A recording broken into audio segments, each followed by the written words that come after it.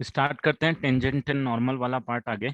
हम लोगों ने बेसिक टेंजेंट एंड नॉर्मल निकालना लास्ट क्लास में सीख लिया था बेटा, राइट। अगर कोई पॉइंट देके रखा है, कोई कर्व देके रखा है, तो किसी पॉइंट पे टेंजेंट की इक्वेशन कैसे निकालते हैं या नॉर्मल की इक्वेशन कैसे निकालते हैं वो हमने सीख लिया था। Now today we will be learning to find out the length of tangents.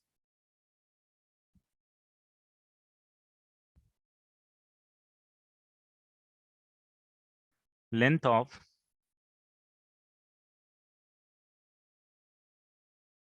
Tangents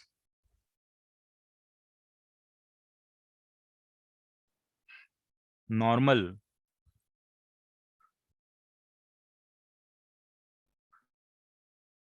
cotangent, sorry sub tangent not cotangent, sub tangent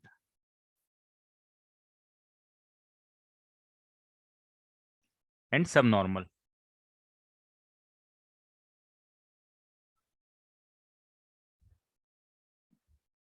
ठीक है। No, what do you mean by the tangent? Length of tangent, length of subtangent, length of normal and length of subnormal. This is the second lecture of AOD. Last lecture MT के पहले वाले lecture, last week में lecture हुआ था। Starting में जो week के starting में ट्यूसडे के दिन लेक्चर होगा, वो लेक्चर था एओडी का पहला। Now this is the second lecture of AOD. ठीक है। तो अगर आपने सैटरडे या फ्राइडे या थर्सडे वाला जो भी लेक्चर था, एक लेक्चर था हमारा फ्राइडे के दिन था प्रोबेबली, वो नहीं अटेंड किया है तो दैट्स फाइन, नो इश्यूज। हमने कुछ पढ़ा नहीं है उस टाइम, हमने बस बातें ही करी थी उस टाइम कुछ इधर उधर की। ठीक है। तो सपोज अगर ये कर्व है,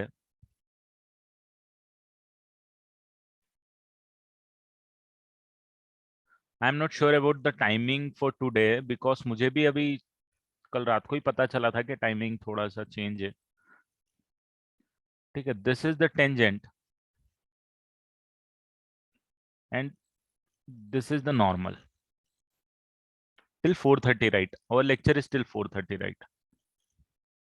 This is the tangent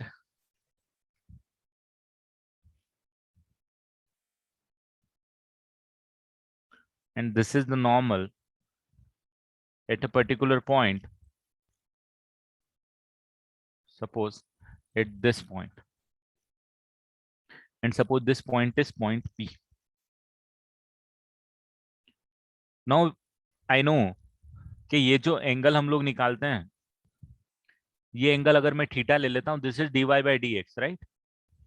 this angle is theta. Friday के दिन मैंने कुछ नया नहीं पढ़ाया था बेटा, तो डोंट वरी अबाउट इट, इसीलिए मैंने रिकॉर्डिंग शेयर भी नहीं करी, अपलोड भी नहीं करी है। मैंने सिर्फ कॉलेजेस के बारे में बात करी थी और एग्जाम्स के बारे में बात करी थी, तो don't worry about it, AOD कुछ भी नहीं हुआ है फ्राइडे के दिन। ठीक है। ये अगर एंगल थीटा है और इस पॉइंट का कोऑर्डिनेट मान लो अगर x1 y1, if suppose this point is x1 y1 and suppose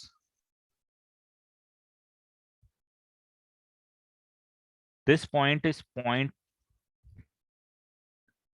t, this point is point n and this point is point m। ठीक है। p पॉइंट से टेंजेंट ड्रॉप करी, p पॉइंट से normal बनाई, tangent and normal ये दोनों हैं, है ना। p पॉइंट से परपेंडिकुलर ड्रॉ किया एक्स एक्सिस पे, ये एंगल थीटा है जो कि dy/dx होता है। Then this pt is called the length of tangent.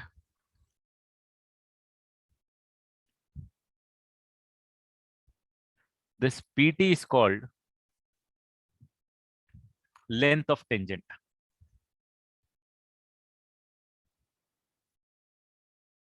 length of tangent, this pn is called length of normal, it is called length of normal। this tm, this TM जो tangent drop किया और जो perpendicular drop किया, जो x axis पे जहां पे meet कर रही है, उसका जो डिफरेंस है, this is called the length of sub tangent.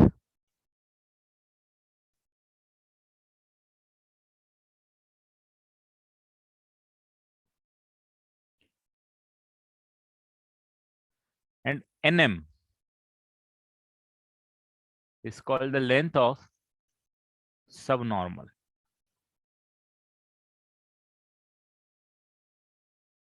तो ये अब आपको निकालना आना चाहिए कि PT is length of tangent, PN length of subnormal, TM is subtangent and NM is subnormal. ठीक है. And also this distance is y1 actually.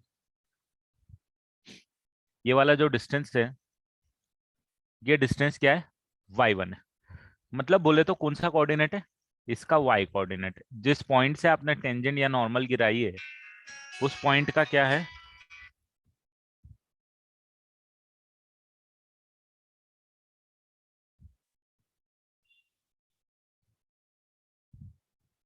उस पॉइंट का नॉर्मल है. अब हमको निकालना है PT, PN, TM और MN in terms of y1. Can you do this? I mean to say you can write it something like कि y1 divided by PT या TP, y1 divided by TP, y1 divided by TP is equal to what?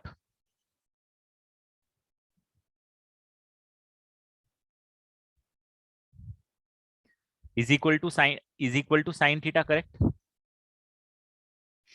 So I can say that TP is equal to y1 divided by sine theta, which is y1 cosec of theta. And we know that tan of theta is equal to m, which is also equal to dy by dx at that particular point x1, y1, right? ये सबको पता है. तो जब हमारे पास tan theta की value m है, तो can you find out the value of sin theta और cos theta, something like that, right? या cosec थीटा. तो आप नॉर्मल सा ये वाला डायग्राम बना के आप में करते हो कि ये एंगल अगर थीटा है, ये m/1 है, तो ये अंडर रूट ऑफ 1 + m² होता है, करेक्ट? तो y1 कोसेक ऑफ थीटा, जो y1 कोसेक ऑफ थीटा होगा वो y1 under root of 1 + m² divided by m होगा. ठीक है. तो this is the length of a tangent at a point.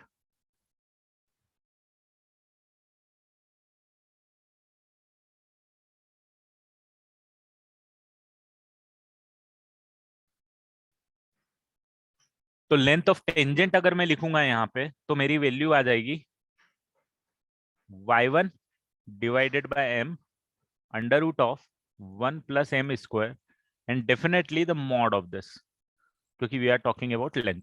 तो what you need to do is ये सब आप निकाल लो.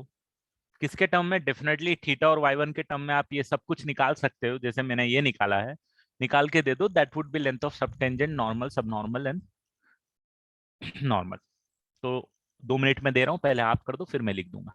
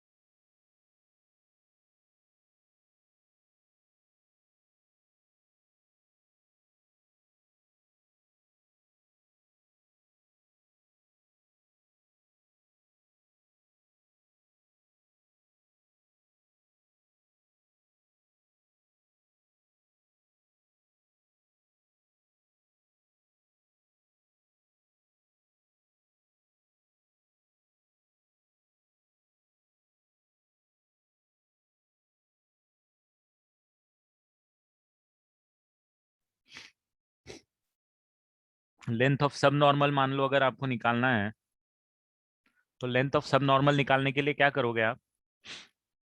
Length of sub normal is P N, length of sub normal is P N. तो दिस एंगल इज एक्चुअली, अगर ये angle theta है तो ये एंगल 90 है, ये एंगल 90 माइनस थीटा है, तो ये एंगल भी थीटा होता है बेटा। This angle is also theta. तो अब आपको निकालना है, सपोज पी एन निकालना है और ये थीटा है, तो y1 divided by P one, y1 divided by P N is equal to cos theta होता है। तो पी एन की जो वैल्यू आएगी that is y1 sec of theta आ जाएगी, and y1 sec of theta आ जाएगी y1 under root of 1 plus ten square theta, which would be y1 under root of 1 plus M square. ठीक है, तो length of sub tangent, sorry, length of normal जो हो जाएगी वो mod of y1 under root of 1 plus M square हो जाएगा।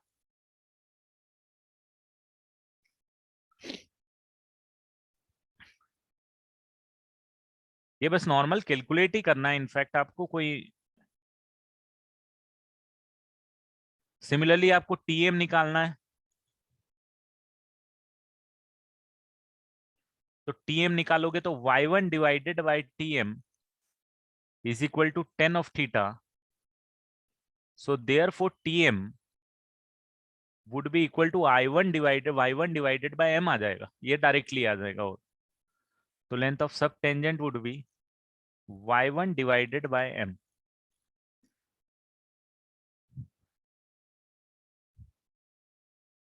And no, in the same way, you can find out the subnormal as y1 m.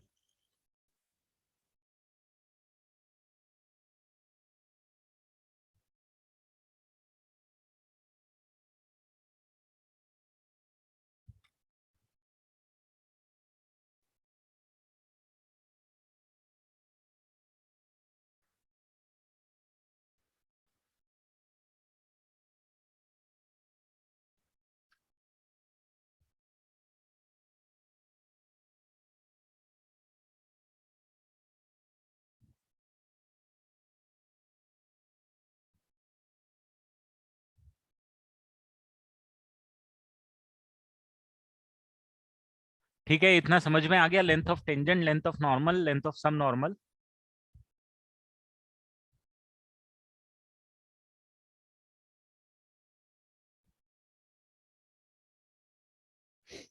ये थोड़ा सा आप दिमाग में रखना क्या होता है।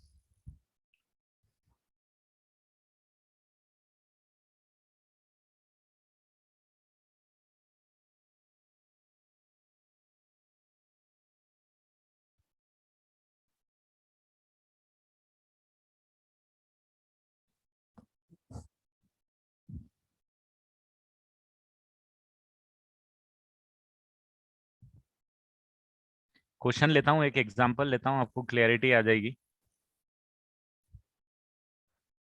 लेंथ ऑफ टेंजेंट नॉर्मल सब टेंजेंट सब normal at point a comma a on the curve y square equal to x cube divided by 2a minus x.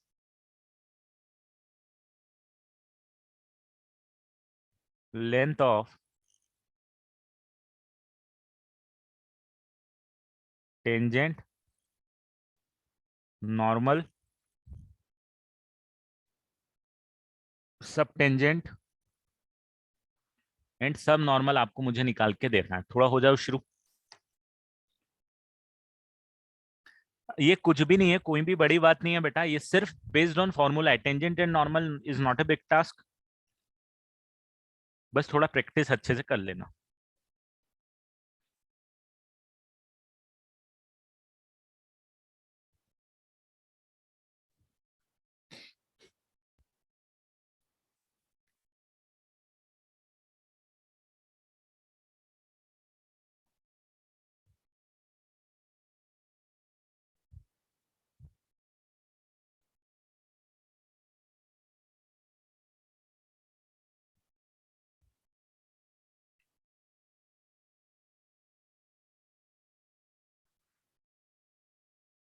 तो क्वेश्चन में करा देता हूं इसके. So when you differentiate it, you will get, when you are differentiating it, you will get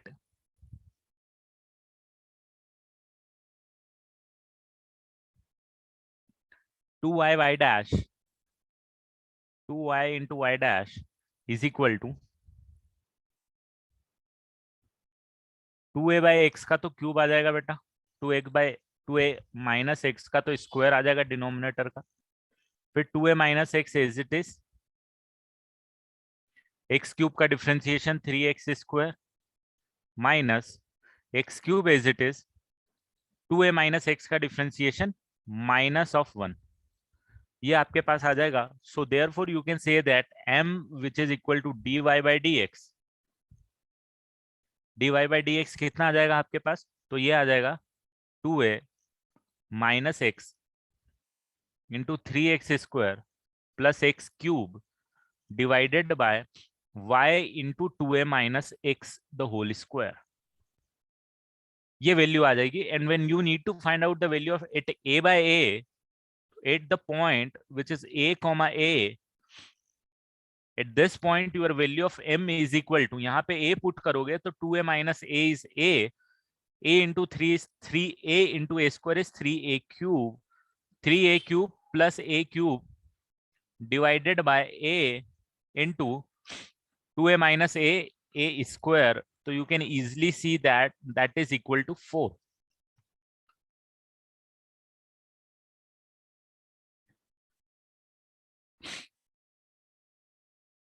ठीक है.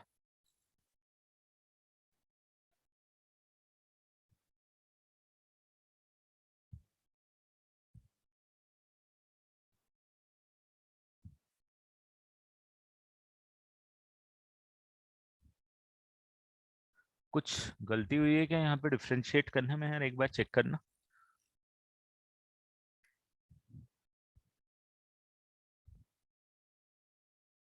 To ए आ जाएगा और ये 3a square plus a square.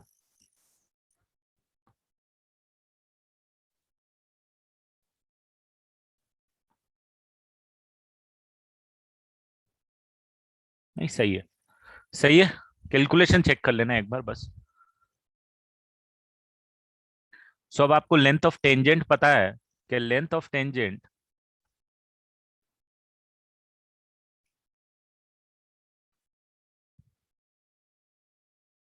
हाँ बेटा बोल. सर आपने वो लिखा है ना 2y डैश, तो आपने जब y डिनोमिनेटर में लेके गए तो 2y जाएगा ना. ओ हाँ राइट, करेक्ट करेक्ट करेक्ट. मैं वो 2 भूल गया यहाँ पे. ये 2 आएगा, यहाँ पे ये 2 आएगा और ये 2 बचेगा. तो बस m की वैल्यू हमारे पास कितनी आ गई, 2 आ गई. अब लेंथ ऑफ टेंजेंट आपको निकालना है. तो लेंथ ऑफ टेंजेंट आपको पता है mod of y1 divided by m under root of 1 plus m square होता है. y1 की वैल्यू आपको पता है, y1 the value of y1 is what, value of y1 is this only, क्योंकि इस पॉइंट पे ही निकालना है हमको. तो आप इसको डायरेक्टली पुट करोगे which will say a divided by 2 under root of 1 plus 2 square which is finally root 5 by 2 into a,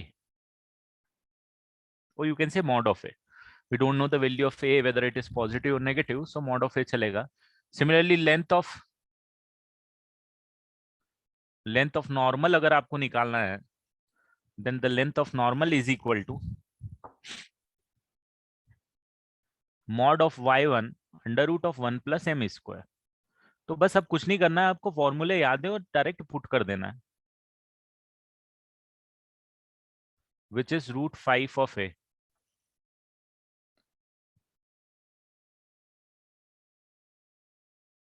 Length of subtangent, which is mod of y1 divided by m. So mod of a divided by 2. And length of subnormal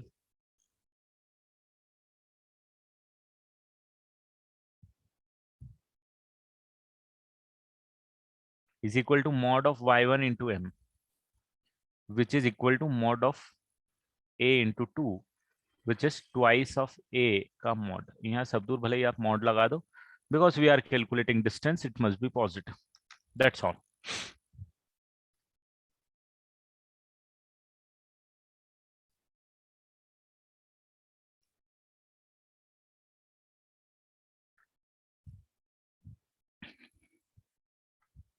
एक और question कराऊंगा बस, length of normal and sub normal में, फिर आगे बढ़ जाऊंगा।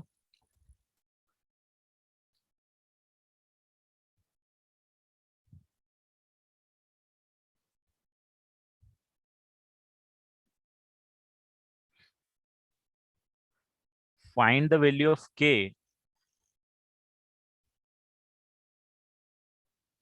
Find the value of के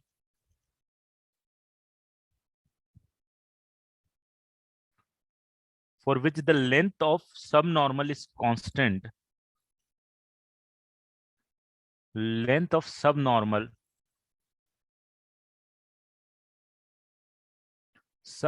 must be constant, must be constant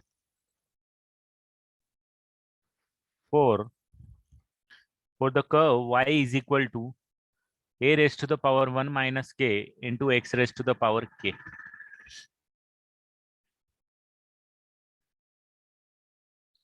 At any point on the curve, the length of subnormal is always constant. इसको अभी सॉल्व करो बेटा अब आप लोग। Formula is valid for all type of curves बेटा।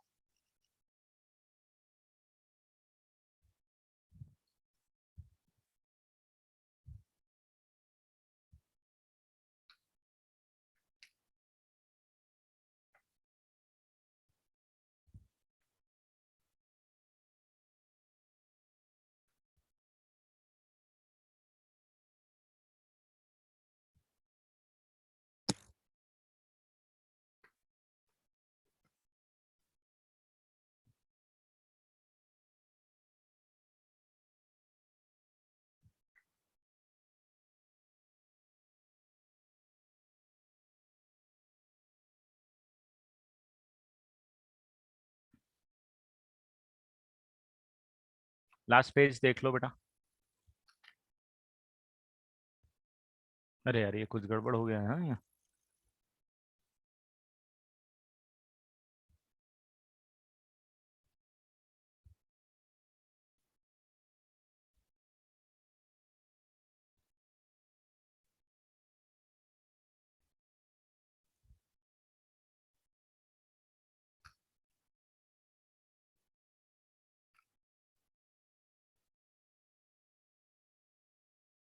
Done.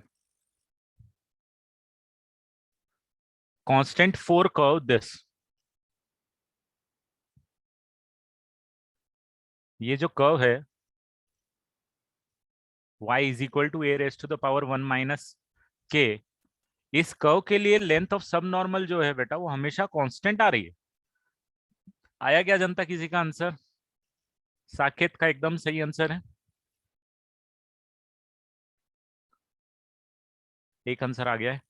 तन्मय गलत है बेटा।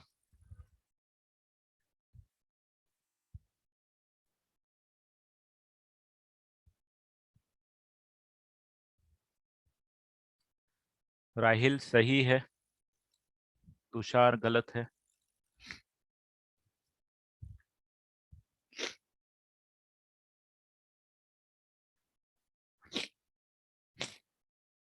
देखो k इक्वल टू 1 के लिए तो स्ट्रेट लाइन बन जाएगी बेटा।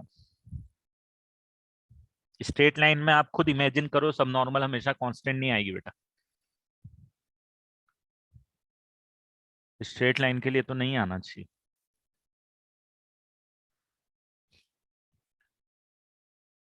चलो मैं बता देता हूं। सो आपको कुछ नहीं करना है। सबसे पहले आपको पता है कि सब नॉर्मल की जो लेंथ होती है,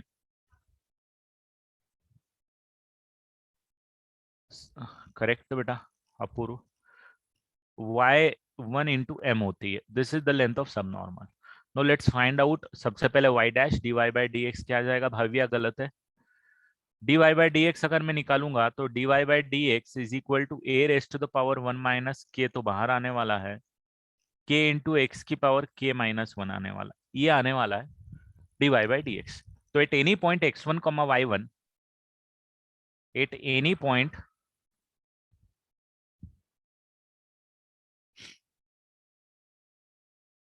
x1 comma y1, I can say the length of my tangent subnormal would be y1 into a raised to the power 1 minus k into k into x1 raised to the power k minus 1. और इसको अगर मैं यहाँ ऊपर लिखूंगा, नहीं बेटा गलत है साक्षी, अगर मैं इसको यहाँ पे लिखूंगा तो मेरे पास आ जाएगा के अलग आ गया, a raised to the power 1 minus के अलग आ गया, और y1 आ गया इंटू x1 की पावर k माइनस 1 आ गया। ये आ गया आपके पास।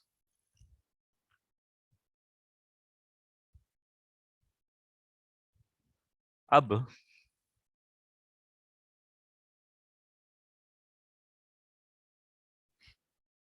यहाँ पे k into a raised to the power 1 minus k, y1 की जगह अगर मैं इसमें x1 y1 इसमें सेटिस्फाई कराता हूं तो y1 की जगह can I write it like a raised to the power 1 minus के into x1 raised to the power k।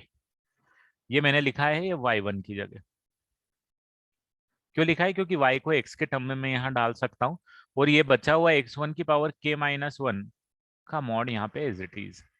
Now I can write it like something k into a raised to the power 2 minus 2k into x1 raised to the power 2k minus 1. Now what you want is it should be independent of what? किससे independent होना जरूरी है इसको भाई साहब? तो इसको independent देखो, ये कांस्टेंट है k, a भी कांस्टेंट रहेगा, जो चीज वेरी करेगी हर पॉइंट के साथ वो x1 वेरी करेगी। अभी x1 पे डिपेंडेंसी आपको अलग हटानी है, तो जब आपको x1 पे डिपेंडेंसी अलग हटानी है तो भाई साहब ये जो पावर है ना, इसको कुछ ऐसा एडजस्ट करना पड़ेगा कि आपका जो x पे डिपेंडेंसी ही अलग हट जाए। तो इसको जीरो पुट कर दो। अब ये x1 कुछ भी हो, समथिंग की पावर जीरो, अब that x1 varying anything doesn't matter, it will always going to give you 1, and when it the value of this is 1, this is constant then in that case, so that's why k would be equal to 1/2। मतलब dependency आपकी अलग हट रही है point से, x1 से dependency अलग हट रही है, और x1 तो पॉइंट कोऑर्डिनेट है जिस पॉइंट की सब नॉर्मल है, तो पॉइंट पे डिपेंडेंसी अलग हट रही है। तो for k equal to 1/2 it will be independent of the of x and y, so that's why k की वैल्यू 1/2।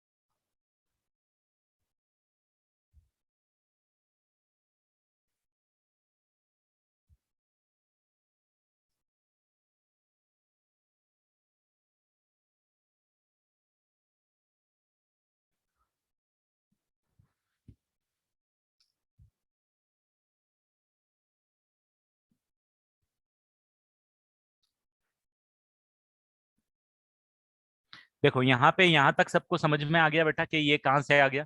y1 देखो, अगर मैं यहाँ पे भी रुकता हूँ, मान लो यहाँ पे रुक जाता हूँ, क्या करूं मुझे समझ में नहीं आता है, तो आपको ये समझ में आना चाहिए सबसे पहले कि अब भाई अगर मुझे length of subnormal must be constant बोला गया है, तो मतलब किसी भी पॉइंट पे डिपेंडेंसी नहीं होनी चाहिए। अब ये पॉइंट पे डिपेंडेंसी नहीं होनी चाहिए, इसका मतलब ये वैल्यू जो है किसी भी x1 और y1 पे डिपेंडेंट नहीं होनी चाहिए, राइट? x1 और y1 पे डिपेंडेंट नहीं होनी चाहिए, क्योंकि अभी हम क्या कर रहे हैं, पॉइंट x1 y1 पे निकाल रहे हैं। अभी हम क्या कर रहे हैं, पॉइंट x1 y1 पे निकाल रहे हैं।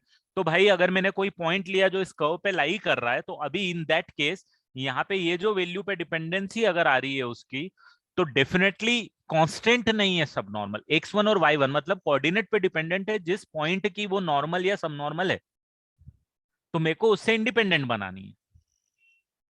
नहीं, parabola k is equal to 1/2 पे पैराबोला, यस पैराबोला का पार्ट बनेगा डेफिनेटली, जिसमें x पॉजिटिव होगा, पैराबोला का आधा पार्ट।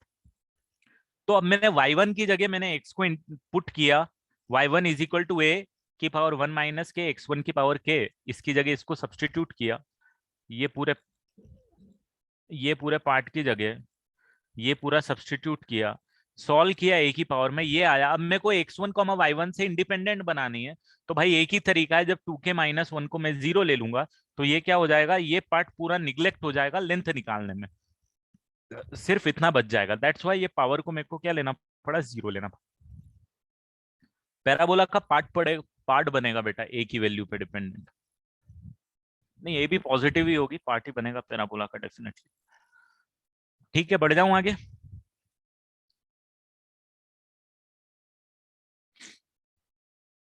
अब देखो, नेक्स्ट आपने पढ़ी चुके होंगे आप लोग ऑर्थोगोनल कर्व्स का मतलब, या एंगल बिटवीन टू कर्व्स भी आप पढ़ ही चुके होंगे, angle between two curves. Circle के केस में आपने पढ़ा होगा एंगल बिटवीन टू कर्व्स। दो कर्व के बीच का एंगल क्या होता है, मान लो अगर कोई एक कर्व ऐसा है और एक कर्व मान लो ऐसा है, तो इन दोनों, ये जो पॉइंट ऑफ इंटरसेक्शन पे बेटा जो टेंजेंट बनती है, ये एक इसकी टेंजेंट बन गई और एक ये इसकी टेंजेंट बन गई, ये दोनों अपने अपने कर्व की टेंजेंट बन गई, और इन दोनों के बीच का जो एंगल होता है that is called the angle between the curves. ठीक है, तो ये कर्व 1, ये मान लो ये कर्व 2 मान लिया था मैंने, इन दोनों कर्व के पॉइंट ऑफ इंटरसेक्शन पे जो टेंजेंट की इक्वेशन, टेंजेंट का एंगल होता है उसको हम angle between the two curves बोलते हैं। So if two curves intersect each other, if two curves intersect each other,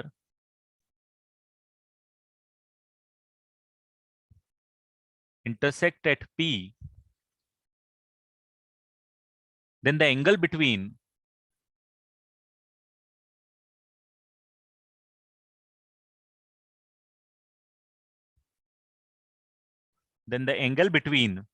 the tangents at the point of intersection, at the tangents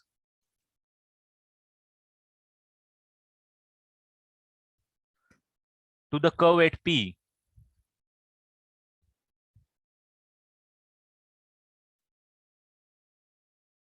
to the curves at P is called angle between the, is called angle between the curves at P, angle between the curves at P. Suppose बेटा इस chapter को बहुत lecture लगेंगे, इस chapter में बहुत अलग अलग पार्ट्स हैं, टेंजेंट एंड नॉर्मल पढ़ रहे हैं, रेट ऑफ मेजर पढ़ेंगे, अभी dy/dx जो रेट ऑफ चेंज होता है उसको पढ़ेंगे, एरर्स पढ़ेंगे, मैक्सिमा मिनिमा पढ़ेंगे। तो 4-5 पार्ट है, और फिर कुछ कुछ 2 थ्योरम्स हैं वो पढ़ेंगे। इतना सिलेबस है इस चैप्टर का बेटा, मतलब 5 सब टॉपिक है इस टॉपिक के अंदर, जिसमें से पहला हम लोग पढ़ रहे हैं बेटा। थोड़ा बड़ा चैप्टर है, इंपॉर्टेंट चैप्टर है, क्वेश्चंस भी ज्यादा पूछे जाते हैं। तो अगर एक लाइन का स्लोप, इस टेंजेंट का स्लोप भाई साहब 1m1 ले लेता हूं, और इस वाली लाइन का स्लोप मतलब बोले तो इस वाली टेंजेंट का स्लोप m2 ले लेता हूं, तो आपको बहुत अच्छे से पता है कि टेन थीटा क्या होगा। टेन थीटा क्या होगा, टेन थीटा होगा m1 माइनस m2 अपॉन में 1 plus m1 m2, which is the formula for finding out angle between two lines, acute angle between two lines,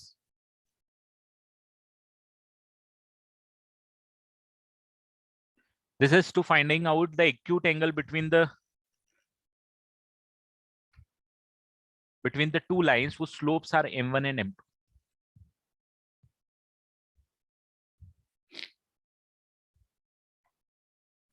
तो फॉर्मूला जिंदाबाद। And if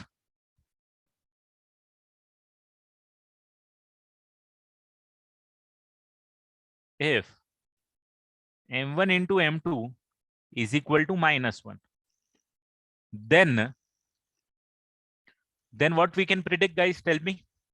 If m1 into m2 is equal to -1, then what we can predict? then we can predict the angle is 90 degree. Angle is 90 degree, or you can say tangents are perpendicular.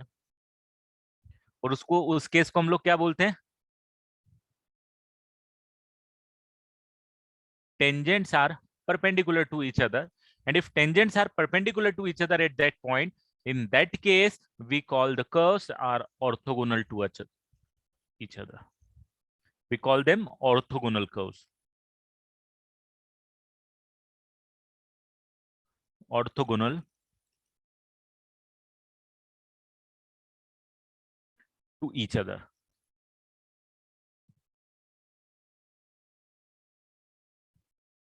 At point P. ये आपने orthogonal जो condition पढ़ी होगी circle में twice of G1 G2 plus F1 F2 equal to C1 plus C2, वही यहाँ पे भी है कि ऑर्थोगोनल अगर कर्व आ रहे हैं तो टेंजेंट एक दूसरे के क्या आने वाली बेटा 90 डिग्री पे आने वाली.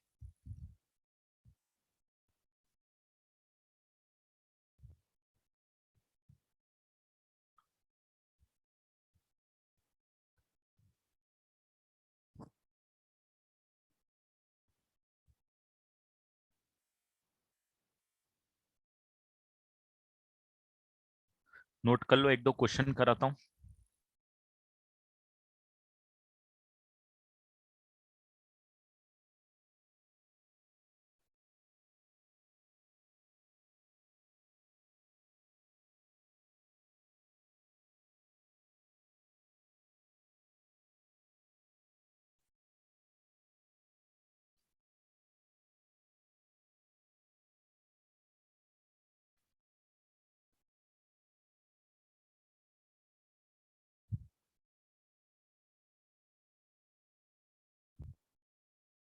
M1 into M2 is equal to -1 का मतलब क्या होता है कि दोनों लाइन एक दूसरे के परपेंडिकुलर होती है, राइट? M1 इंटू M2 -1 अगर हो जाता है तो डिनोमिनेटर 0 होता है, टेन थीटा नॉट डिफाइन होता है, मतलब 90 डिग्री है एंगल, और अगर 90 डिग्री है तो tangents are perpendicular to each other. और अगर टेंजेंट परपेंडिकुलर है तो हम बोलते हैं कर्व्स भी एक दूसरे के परपेंडिकुलर है, तो हम ऑर्थोगोनल वर्ड यूज करते हैं परपेंडिकुलर चीजों के लिए. तो हम उन दोनों को क्या बोलते हैं सर, कर्व्स को, कि बोथ सर्कल्स नहीं sorry both curves are orthogonal to each other. चलो क्वेश्चन लिखेंगे, क्वेश्चन करेंगे एक दो.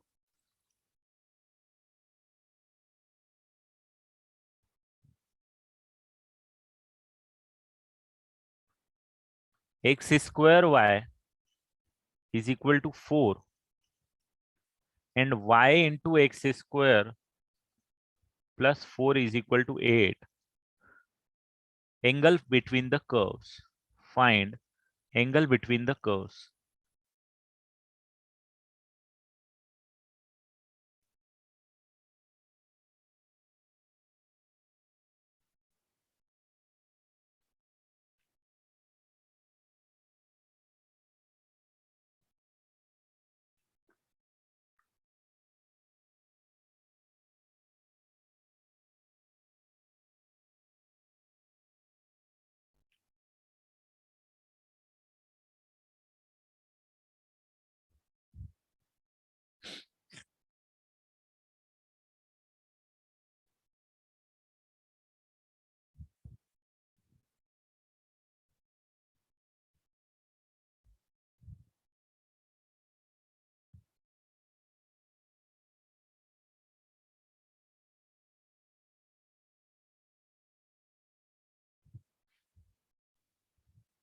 तो सबसे पहले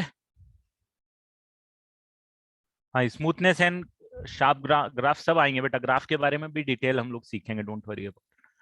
अब सबसे पहले आपको क्या करना पड़ेगा, ये दोनों कर्व के पॉइंट ऑफ इंटरसेक्शन निकालने पड़ेंगे बेटा.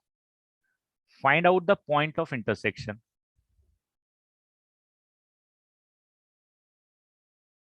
क्योंकि भाई आप जो कर्व के बीच का एंगल निकालते हो वो किस पॉइंट पे निकालते हो, पॉइंट ऑफ इंटरसेक्शन पे ही निकालते हो ना.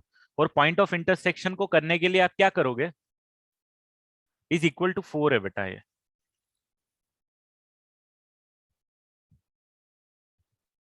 पॉइंट ऑफ इंटरसेक्शन निकालने के लिए क्या करते हो,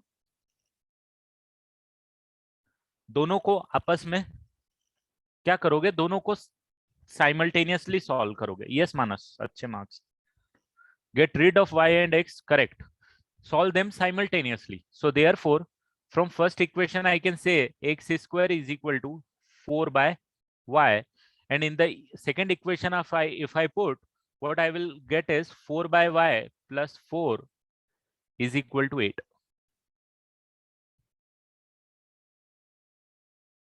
So therefore, जब y को मल्टीप्लाई करेंगे 4 plus 4y is equal to 8, it means y is equal to 1. अभी y इक्वल टू 1 पुट करोगे तो यहां से आप देखोगे x square is equal to 4/1 आ जाएगा दोस्तों। तो x की दो वैल्यूज आ जाएंगी, प्लस और -2।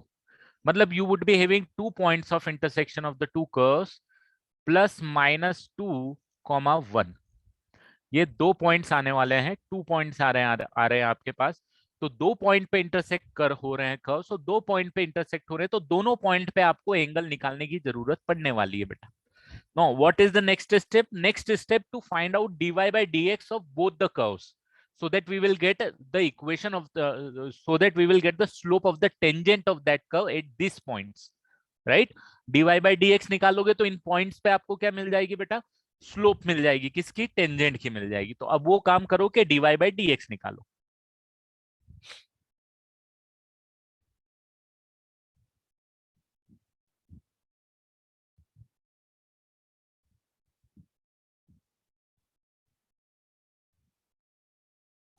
लेंदी जाएगा बट ठीक है, हो जाएगा।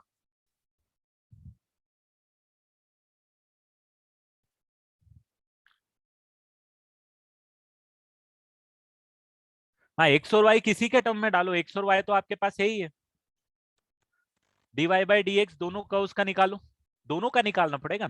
देखो, ये जो निकालोगे आप m1 और ये निकालोगे m2, ये दोनों का dy बाई डी एक्स से निकालोगे ना इस पॉइंट पे, पॉइंट ऑफ इंटरसेक्शन पे, right? What is this m1? This m1 is dy by D x of the first curve at the point of intersection, इस पॉइंट पे dy by D x. And what is this m2?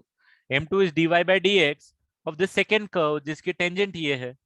तो दोनों की tangent की slope निकालनी पड़ेगी आपको इस पॉइंट पे। तो मैं पहला केस ले रहा हूं, मैं सबसे पहले तो dy बाई डी एक्स निकाल लेता हूं इसका, और उसके बाद में फिर आगे बढ़ेंगे। तो पहले दोनों का dy बाई डी एक्स निकालो बेटा।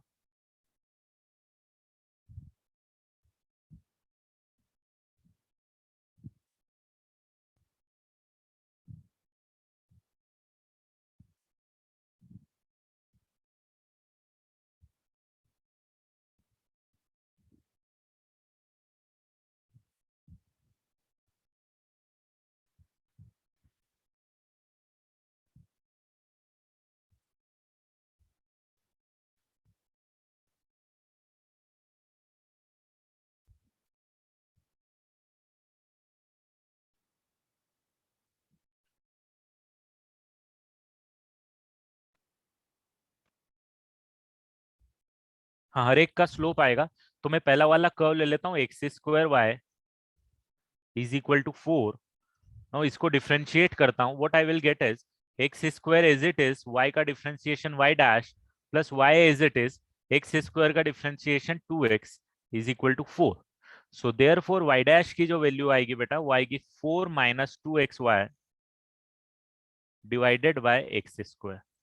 ये आ जाएगा पहले वाले कर्व के लिए, और दूसरे वाले कर्व के लिए y x square plus 4 is equal to 8 है। इसको y as it is x square का 2x plus x as it x square as it is y का y dash plus 4 dash is equal to 0। So therefore y dash की value कितनी आ जाएगी? Minus of twice x y divided by x square plus 4, right? y dash इन दोनों में common लेंगे, ये वाला पार्ट पूरा इधर जाएगा, तो y dash is minus of this divided by x square plus 4। अरे हाँ, यहाँ पे भी तो 0 आएगा यार, मैंने क्या मचा दिया, ये भी 0 आएगा।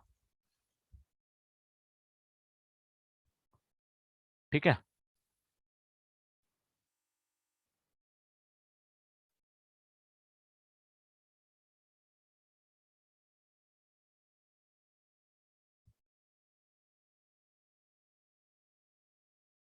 सो ये तो और कैंसिल होके आपके पास सिंपल बच जाएगा -2y/x।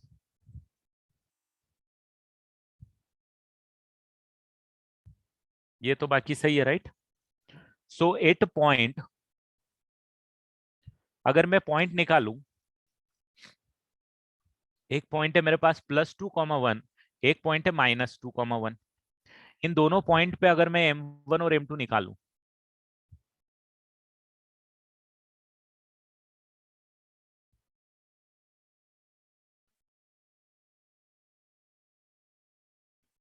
तो भाई अगर मैं इसको नाम दे देता हूं m1 सपोज, और इसको नाम दे देता हूं मैं m2 सपोज, तो +2, 1 पे इसको निकालूंगा तो कितना आ जाएगा जरा बताओ तो? -1 आ जाएगा दोस्तों। 2, 1, 2, 1 -2, और ये 2, 1 पे निकालूंगा तो ये -4/5।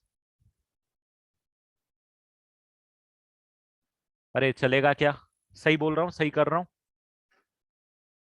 सिमिलरली एक -2, 1 पे निकालूंगा तो -2, 1 अगर मैं यहाँ पे पुट करूंगा तो ये +1 आ जाएगा, और -2, 1 इसमें पुट करूंगा तो -2 पुट करूंगा तो ये आ जाएगा +4/5। अब मैं टेन थीटा का जो फॉर्मूला लगाऊंगा, तो इसके लिए जो फॉर्मूला लगाऊंगा, इस पॉइंट पे एंगल ऑफ इंटरसेक्शन अगर थीटा है तो tan theta is equal to -1 -4/5 divided by 1 plus m1 into m2।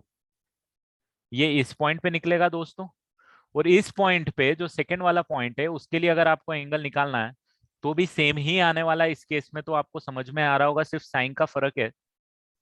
तो ओवरऑल रिजल्ट दोनों में एक्यूट एंगल सेम ही आएगा।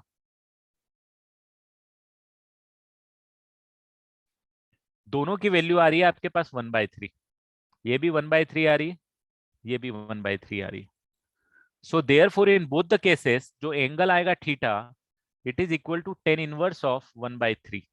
That is acute angle between the curve at both the point of intersection would be same, which is tan inverse 1/3।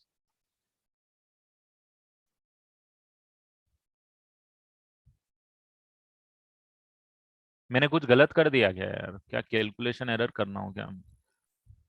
ओहो हो, 2, 1 minus, ओ अरे यार, सब धज्जियां उड़ गई।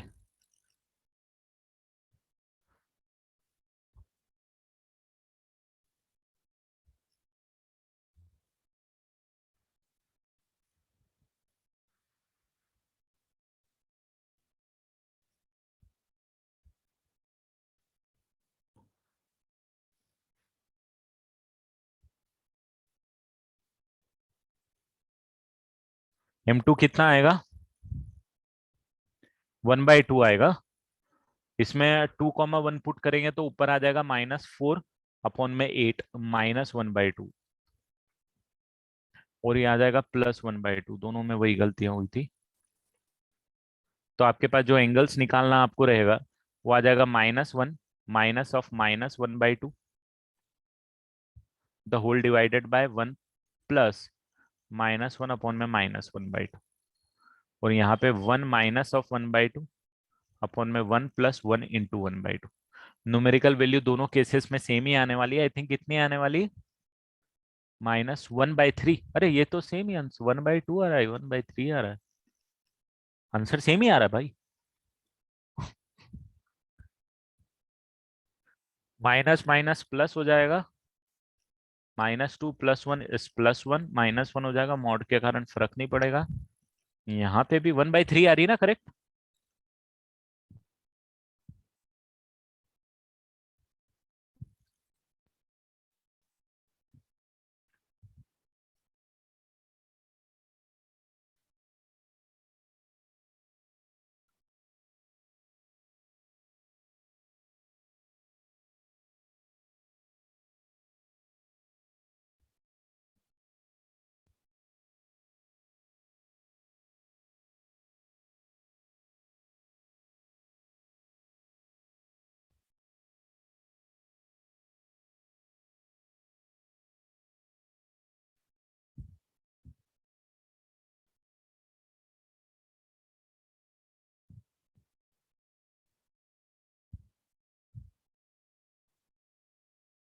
चलो एक क्वेश्चन और कराऊंगा, समझ में आ गया ये कैसे निकालना है अपन को?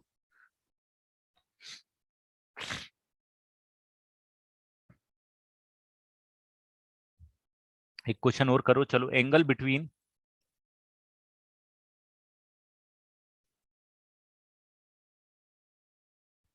y axis and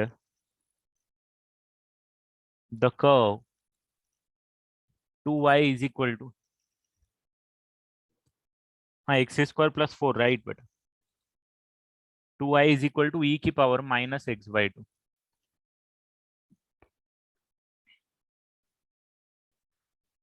angle between y axis and this,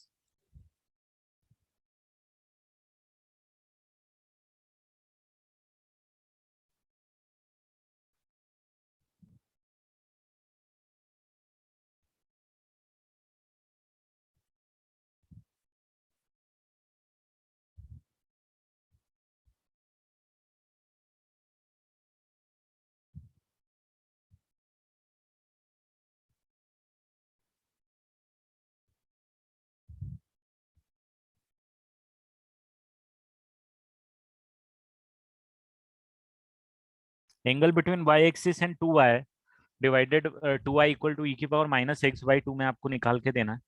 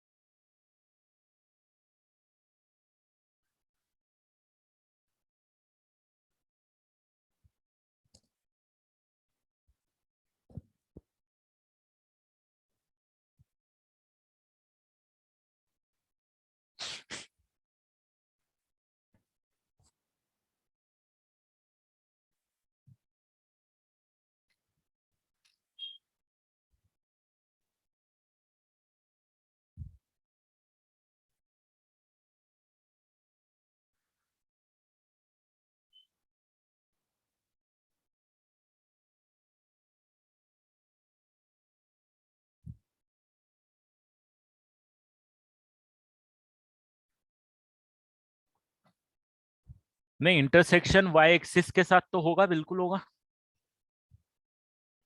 eight y axis,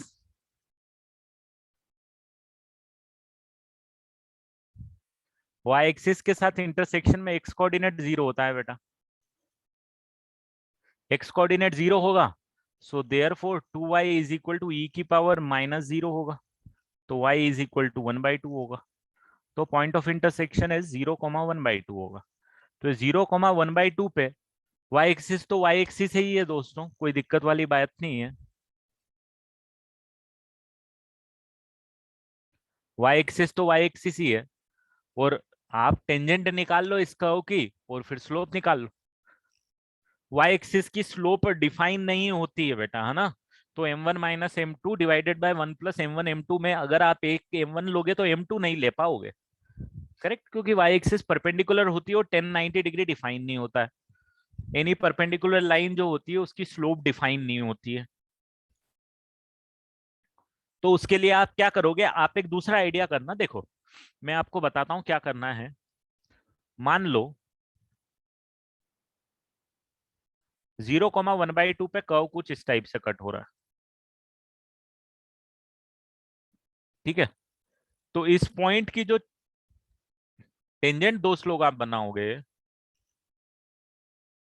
ये बनेगी, और इन दोनों का बीच का जो एंगल होगा वो ये होगा। आपको ये निकालना है, ठीक है, आपको ये निकाल के देना है। ये जो रेड में मैंने बनाया है ये आपका आंसर होना चाहिए, ये एक्यूट एंगल आएगा। अब आपको ये पता है कि ये जो टेंजेंट की स्लोप है ये एंगल आपको पता चल जाएगा, ये एंगल अगर थीटा है और ये एंगल अगर फाई है, तो आपको ये तो आइडिया लग ही गया है कि theta plus phi is equal to 90 degree होने वाला है, और पाई बाई 2 रेडियस, जो भी आपको लिखना है आप लिख सकते हो। और आपका जो आंसर है दोस्तों,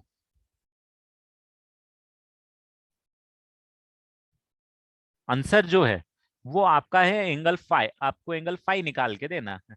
और ठीक है, अब इस तरीके से आप इसको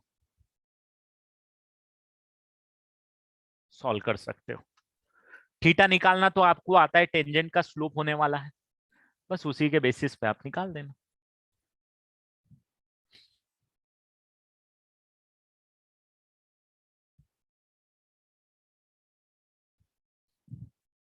नहीं, लिमिट नहीं लेना बेटा, नॉट डिफाइन है तो नॉट डिफाइन है, बस इन्फिनिटी का सीन लेके ही नहीं आना।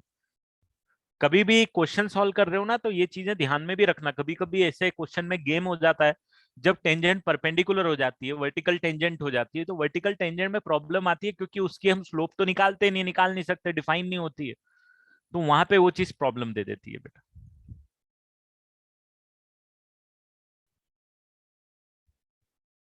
हाँ, मतलब देखना पड़ेगा आंसर क्या एग्जैक्टली मुझे भी नहीं पता बेटा।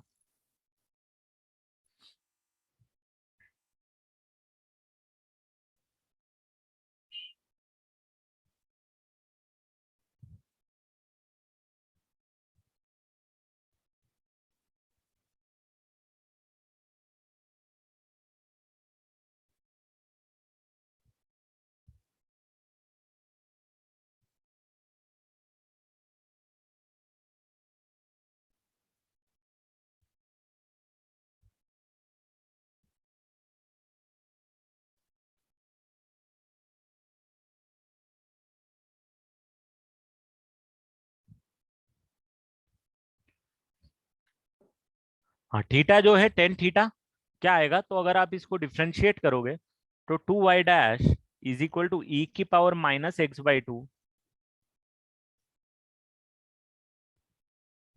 माइनस 1/2 आएगा। तो ये जो y डैश की वैल्यू होगी, that is equal to E की power minus x by two minus divided by 4 आएगा।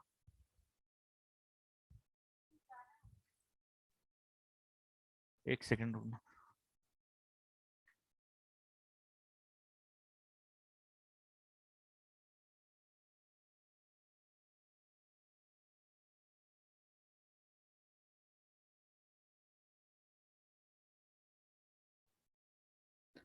ठीक है, तो ये y डैश की वैल्यू आ गई, and therefore tan of theta जो है आपके पास, नहीं, टेन ऑफ थीटा जो है आपके पास, वो कितना आ जाएगा, तो टेन ऑफ थीटा आ जाएगा माइनस ई की power minus x by to, तो ई की पावर माइनस वन बाय,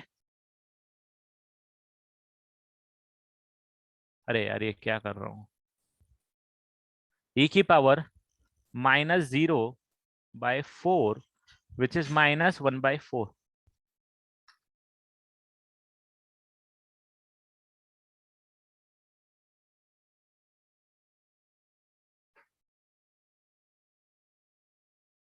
तो एग्जैक्टली exactly जो आपकी टेंजेंट बनेगी, उसकी स्लोप जो रहेगी वो थोड़ी सी इस टाइप की रहेगी।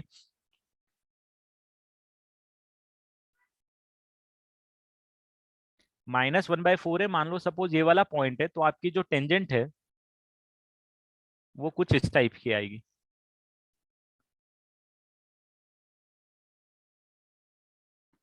अरे यार, है ना, -1/4 स्लोप का मतलब तो समझ में आता है बेटा, ये वाला एंगल होगा पूरा, और आपको निकालना पड़ेगा ये वाला एंगल।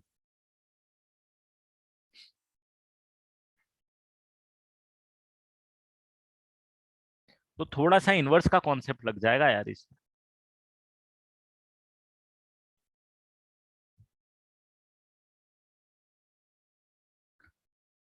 थोड़ा सा इसमें इनवर्स का कॉन्सेप्ट लग जाएगा, इसमें थीटा तो निकल जाएगा,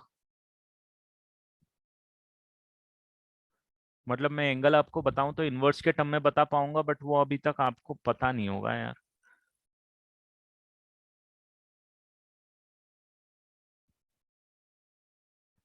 ये एंगल और ये एंगल दोनों हो जाएंगे बराबर, और ये एंगल आपका निकलेगा टेन इनवर्स ऑफ -1/4, नेगेटिव निकलेगा।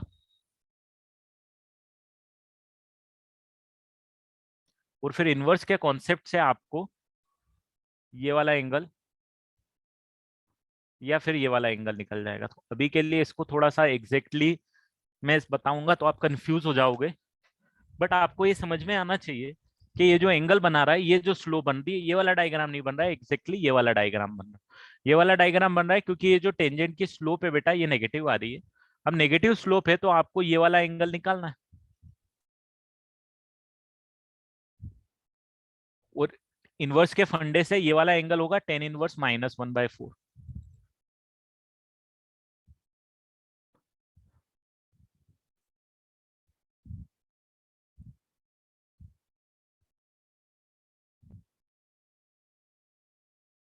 तो यहां तक के लिए अभी छोड़ दो, अभी आपको समझ में इतना समझ लो बस, यहां तक कैसे निकालना है। फिर रिलेटिवली आप ये वाला एंगल निकालेंगे तो थोड़ा इनवर्स के कॉन्सेप्ट में घुसना पड़ेगा। तो जब इनवर्स पढ़ेंगे अपन डिटेल में, जब मैं आपको बताऊंगा कैसे निकालते हैं ये वाले एंगल्स।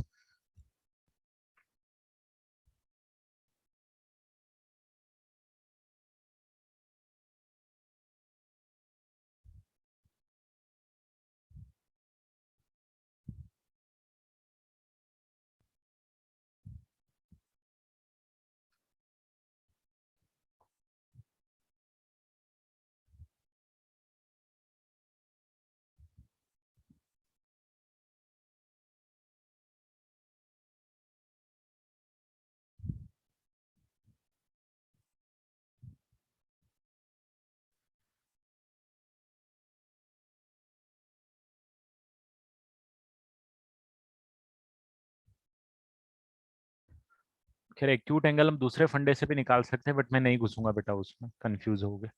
बढ़ूं आगे।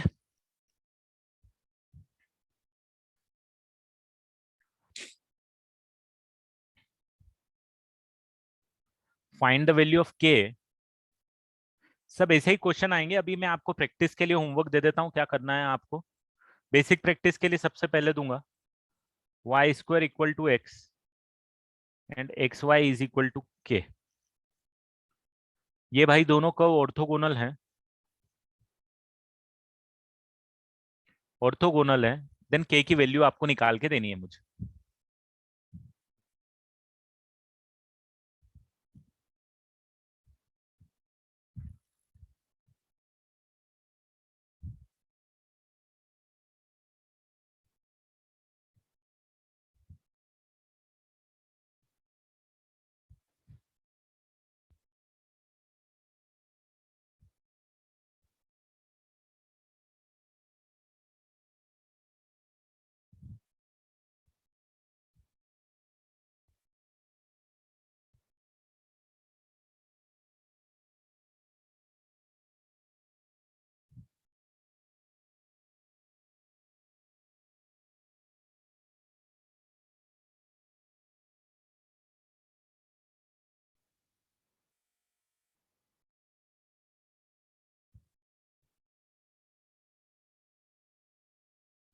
ये आपके एचएससी बुक का होमवर्क है बेटा, इतना तो आप कर सकते हो। अभी टेंजेंट एंड नॉर्मल पे ज्यादा नहीं देके रखा हुआ।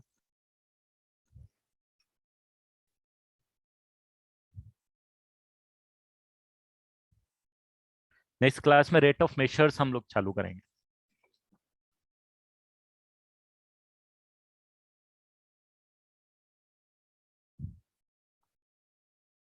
सबसे पहले इन दोनों को साइमल्टेनियसली सॉल्व करूंगा। तो y इक्वल टू k/x आएगा। Therefore k/x the whole square is equal to x आएगा। k स्क्वायर इज अपॉन में x² इक्वल टू x आएगा। And therefore x³ equal to k square आएगा। तो x is equal to आपके पास आ जाएगा k की पावर 2/3। और k की पावर 2/3 आएगा। And therefore y is equal to, अगर आप यहाँ k की पावर 2/3 पुट करोगे तो k की पावर 1/3 आएगा।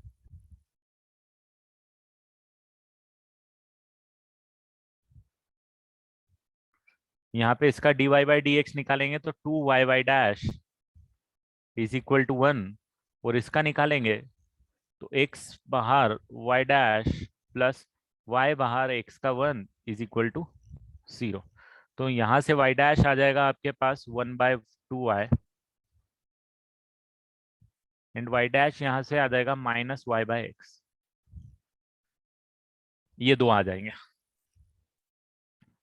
सो एट दिस पॉइंट k की पावर 1/3 ये आ जाएगा आपके पास 1/2 इंटू k की पावर 1/3 एंड ये आ जाएगा माइनस ऑफ k की पावर 1/3 अपॉन में k की पावर 2/3। तो -1 में k की पावर 1/3 आ जाएगा and therefore m1 m2 equal to कितना होना चाहिए भाई साहब, -1 होना चाहिए। सो देयर फोर 1/2 k की पावर 1/3 m1 हो गया, m2 हो गया -1 में k की पावर 1/3 इज इक्वल टू -1। सो यहां से आप कर सकते हो -1 में 2 इंटू के की power 2/3 is equal to -1, -1 cancel हुआ, 1/2 इक्वल टू के की पावर 2/3 बचा आपके पास। तो k square is equal to 1/8। This is the value of k square and similarly k की वैल्यू आप निकाल सकते हो इसके बाद। ऐसे क्वेश्चन टिपिकल एग्जाम में आते हैं बेटा, ये टिपिकल क्वेश्चन है जो कि आएंगे। ये कोई कोऑर्डिनेट ज्योमेट्री पे बिल्कुल भी डिपेंडेंसी नहीं है, भले ही हमको कर्व्स दिखते हैं और कर्व जब दिखते हैं इस टाइप के पैराबोला, ये दोनों आप अगर आप देखोगे तो ये वाला आपके पास क्या आ जाएगा, ये आ गया पैराबोला आ गया, और ये जो नीचे वाला आप देखोगे ये आ गया रेक्टेंगुलर हाइपरबोला स्टैंडर्ड। ये दोनों पैराबोला हाइपरबोला है, इन दोनों के बीच के कर्व को निकालने में हमने कोऑर्डिनेट ज्योमेट्री का बिल्कुल हेल्प नहीं किया, कैलकुलस का ही हेल्प किया लिया है हमने पूरा का पूरा।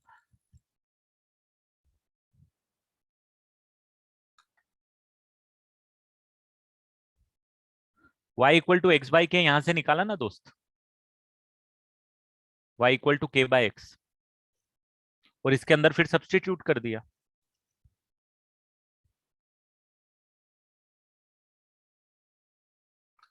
साइमल्टेनियसली सॉल्व कर दिया, point of contact point of intersection निकालने।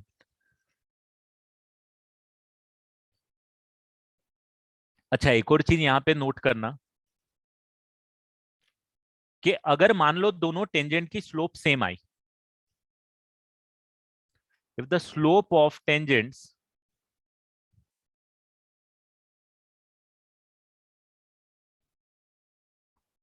Eight point of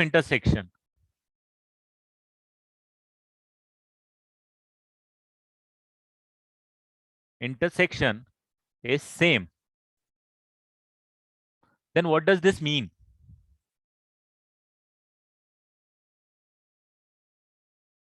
The curves touches each other.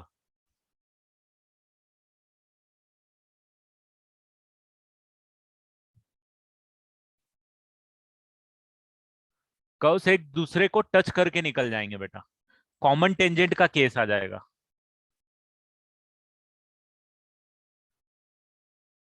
Common tangent at point of intersection,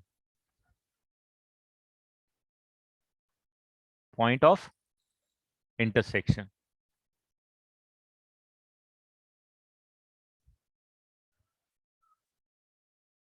ठीक है, तो ये भी ध्यान रखना, जैसे कि आप कोई पैराबोला बना रहे हो, कोई सर्कल बना रहे हो, मान लो ये एक सर्कल बनाया, ये पॉइंट है और ये उसका पॉइंट का ये हो गया, तो यहाँ पे क्या आएगी, इस पॉइंट ऑफ इंटरसेक्शन पे टेंजेंट सेम आ जाएगी दोनों की, तो कर्व एक दूसरे को टच करेंगे, ये टेंजेंट आ जाएगी, वर्टिकल टेंजेंट आ जाएगी, या जैसा भी कर्व रहेगा कर्व पे डिपेंड करेगा। कोइंसिडेंट टेंजेंट आ जाएगी, कॉमन टेंजेंट आ जाएगी at point of intersection, curve एक दूसरे को टच करते हुए निकल जाते हैं। सिर्फ एक ही पॉइंट दोनों का सेटिस्फाई करता है, वो पॉइंट इंटरसेक्ट नहीं करते, टच करके निकलते हैं वो लोग। ठीक है, तो ये चीज भी नोट डाउन करके रखना बेटा, है ना।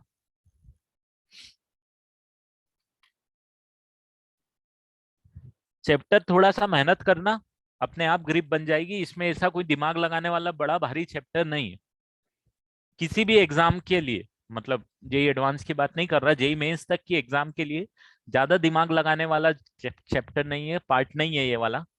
टेंजेंटेड normal, tangent DY by D X होती है और नॉर्मल उसके अकॉर्डिंग हम निकाल सकते हैं।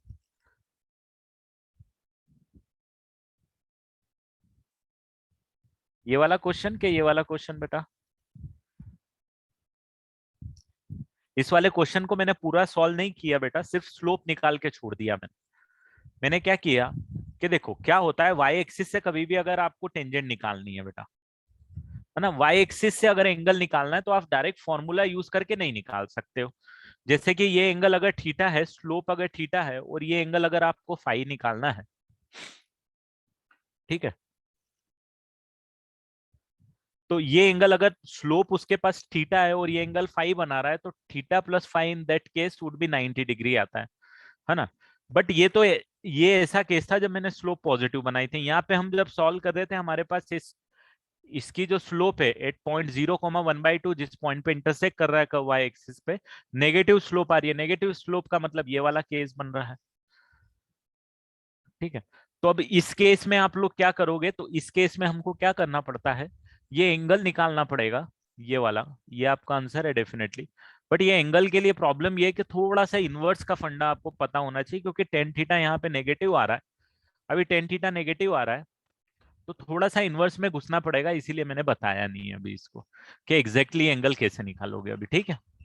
इनवर्स जब पढ़ाऊंगा, जब पढ़ा दूंगा बेटा।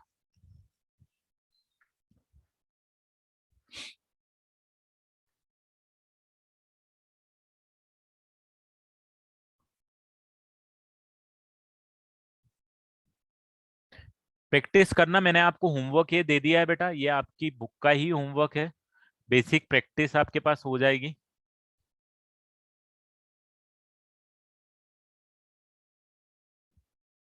हाँ, lecture over from my and, recording में अपलोड कर दूंगा बेटा।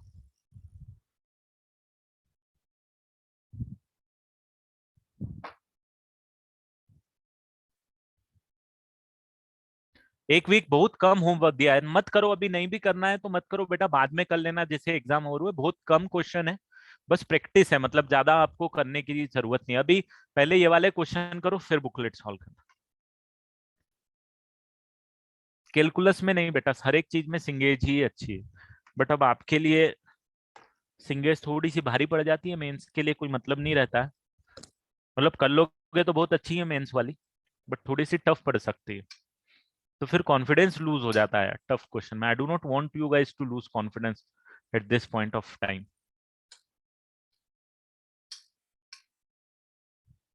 ठीक है, चलो।